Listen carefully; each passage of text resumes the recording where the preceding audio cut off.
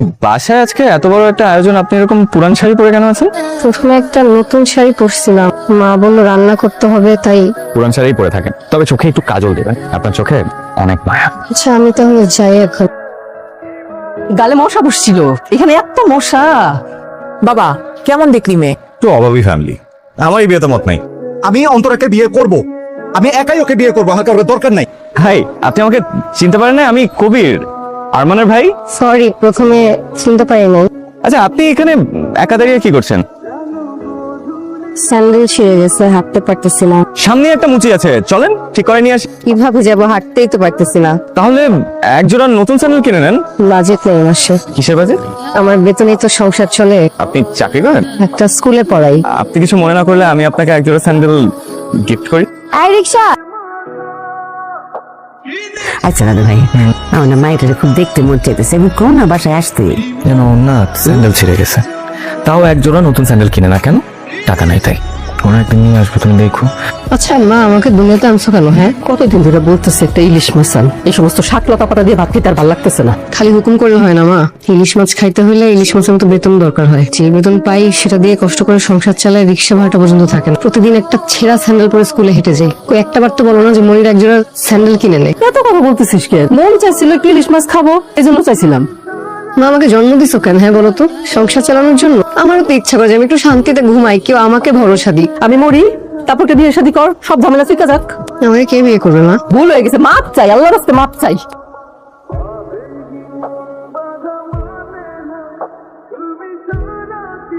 কেমন আছে? আজকে এত দেরি করলেন যে? আপনি আমার জন্য অপেক্ষা করছিলেন? হ্যাঁ।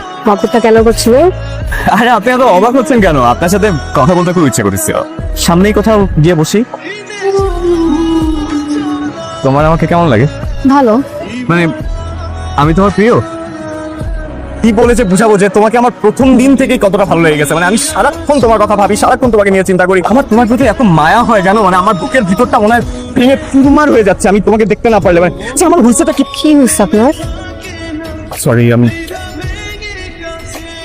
আন্টি আসসালামু আলাইকুম। ওয়ালাইকুম আসসালাম। আন্টি, আপনি কি বাজার করতে আসছেন নাকি মানে অন্য কোনো কাজ? না, বাজার করতেই আসছি। কতদিন আগে একটা ইলিশ মাছ খাওয়ার ইচ্ছা হয়েছিল। বলছি তো বেতন পেলে কিনে দিব। আপনি কিছু মনে না করলে আমি আজকে ইলিশ মাছ কিনে দিই। তুমি কিনা দিবে ইলিশ মাছ?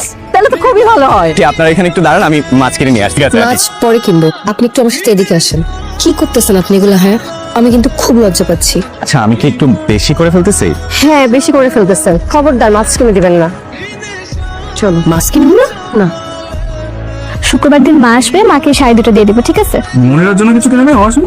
আপার অন্যের পছন্দ করা জিনিস পছন্দ হয় না, এই জন্য ভাবলাম কিনে শুধু শুধু টাকা নষ্ট করার কি দরকার। তোমার সমস্যা কি তোরা? মনিরার কথা শুনলেই তোমরা জানি কেমন করো। আমরা কই কেমন করি? আমি তো দেখছি আপার কথা উঠলে আপনি যেন কেমন করেন। কি সুন্দর বাড়ি ঘর, কত ভালো ভালো খাওয়া দাওয়া। আপনি মনিরাকে আনেন নাই কেন? আপার পছন্দ করে না। কোন জোর? এই যে বেড়াতে আসা। খাবার তো অনেক আছে, মনিরার জন্য প্যাক করে পাঠিয়ে দিও অন্তরা। আপা এসব খেতে পারে না, গ্যাস্ট্রিকের সমস্যা আছে তো। যেগুলো খাবার বাঁচবে আমি ফ্রিজে রেখে দিব। আর কি হলো? কার জন্য? কোথায় নিয়ে যাচ্ছিস? মনিরার জন্য নিয়ে যাচ্ছি। কারো কোনো সমস্যা? কোনো সমস্যা নেই। আপনি আসলে ভিতরে আসেন, বসেন। আচ্ছা, তোমার কি আমার জন্য মায়া হয় না? বলো না। মায়া হয়। তোমার জন্য খাবার নিয়ে আসছি। বাসায় অনেক ভালো ভালো রান্না হচ্ছিল, তাই ভাবতেছিলাম যে তোমার জন্য একটু নিয়ে আসি। মনিরা? জি। না, কিছু না। জানেন, মানে মাঝে মাঝে খুব খারাপ লাগে, দমটা আটকে আসে, ভয় লাগে। কিন্তু রাতের বেলা লাইট জ্বালায় ঘুমাইলে মা এসে বলে বিদ্যুৎ বিল বেশি আসবে।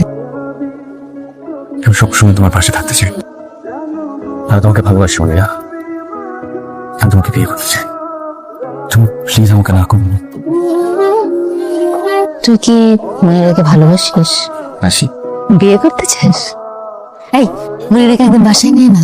আমি না একটা জিনিস বুঝলাম না, আপনি আপা কিভাবে কি করলো? সেই বাসায় এর আগে একবারও আসে নাই, কিন্তু এই বাসার সবাই তার ভক্ত।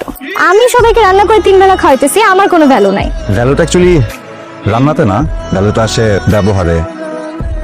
আপনারা সবাই এত ভালো, এই বাড়িতে না আসলে জানতামই না। আপনার কানের দুল দুটা দেখতেছিলাম, খুব সুন্দর। বড় লোক তিন হাজার দিয়ে রান্ধে, হ্যাঁ তো স্বাদ হইতে। আন্টি, আমরা বড় লোক না, যত্ন করে রানলে সব রান্নাই ভালো হয়। অন্তরা, আমার কানের দুলটা পাচ্ছি না। কেমন কথা বলেন? ও কানের দুলের কি পাকলা গজাইছে যে উড়াল দিয়ে চলে যাবে? কি জানি, আমি তো সবই খুঁজলাম। আপা খুব ভালো লাগলো, তুমি কিন্তু আবার এসো মা। আমার না খুব পছন্দ হয়েছে আপনার এই মেয়েটাকে। আপনার মনে হয় মনটা এখনো খারাপ না? না আসলে এই বাড়িতে এরকম তো কখনো হয়নি। আমাদের সাথে তো একটাই ব্যাগ। আরে আপনি যেমনি ভেবেন না তো। না না কোনো সমস্যা নেই, দে তো তোমার ব্যাগটা দে। অন্তরা না, দেখাই দিলে আপনার কোনো সন্দেহ আর থাকলো না। মনিরা, এটা কি করছোস? এটা তো আমার টুলটা। না